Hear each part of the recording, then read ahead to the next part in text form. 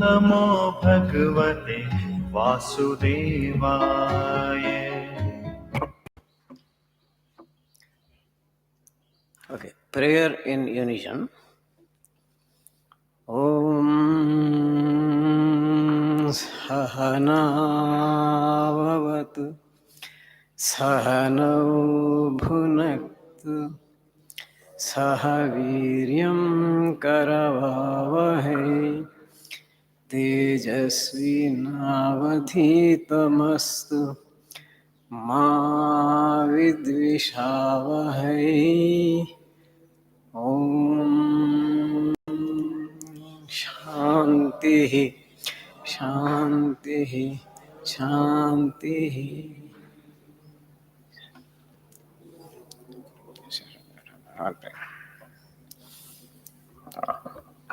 Revered Swamiji, who is conspicuous by his absence, learned colleagues, committed non-teaching staff, and dear disciplined students. Very good morning, all of you. I wish the Russian President Putin was here this morning to imbibe the wisdom of Swami Vivekananda, transmitted to us by Swami Shitikantananda. Ukraine is burning and Putin is catching fish. He is raising the towns and cities to the ground, bombing the cities to pulp and dust.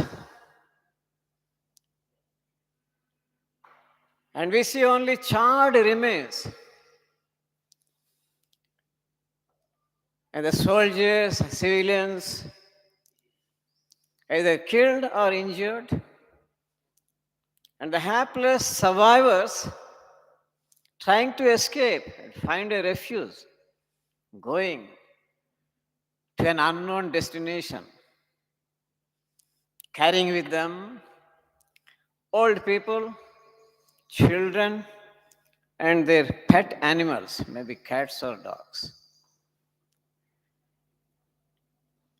And those civilians of Russia, they are simply upset and uprooted physically and emotionally. And the Russian citizens are not for war. But Putin has no respect for the citizens.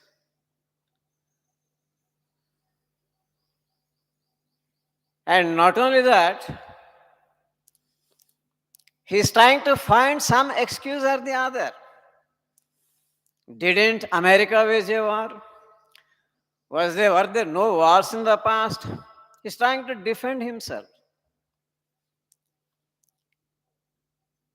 And in the process, he tends to forget the words of one great Russian, of whom the entire Russia is proud, that is Lev Tolstoy, who wrote War and Peace, who said,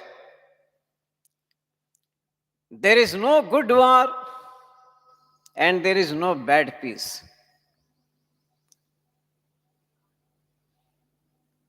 And the obstinate Putin, instead of retreating, instead of taking a backward step, he is threatening not only Ukraine but the rest of the world with biochemical war and a nuclear war.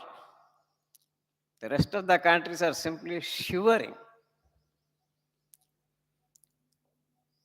And here our big question is, from Ramakrishna Math and VIOL, which school did Putin attend? Which college did he study in?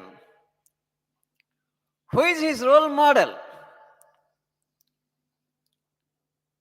Perhaps, no, not perhaps, undoubtedly, He has made Alexander the Great his role model. Because the biased, ignorant, and partial Western historians, they glorified people like Alexander the Great and they neglected Ashoka the Great. Alexander, who waged wars, who conquered lands, who was so bloodthirsty, he was glorified.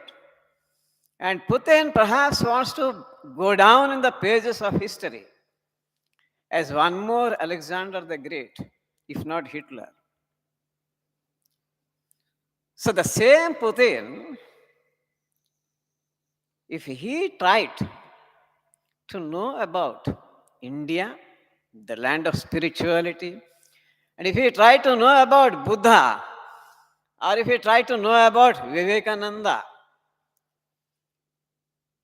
he would have been different. Because Ashoka, whom the world does not call great, what happened, Ashoka? He also was a warmonger. He also shed blood. But he did not die a bloodthirsty conqueror. What happened after waging many a war, to seeing thousands and thousands of people killed? He just got enlightened. He said, why all this war and all this bloodshed? Then he renounced. He gave up. He laid down his arms. And the warmongerer Ashoka became a great messenger of peace. That is the greatness of, say, the land of India, the land of spirituality. So we wish people, there have been many warmongers, bloodthirsty dictators in the entire world, but one who gets transformed, one who changes, he is greater than one who never changes. So Ashoka finally transformed himself into an apostle of peace, into a messenger of peace, and he started preaching the noble ideas of Gautama Buddha.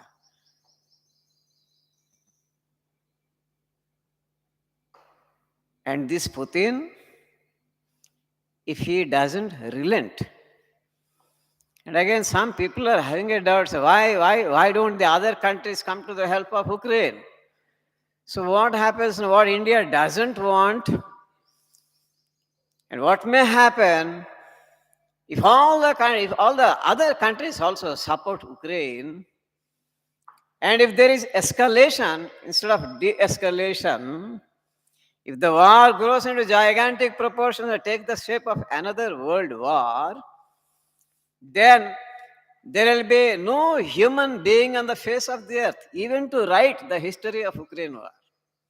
We will not be here interacting with each other.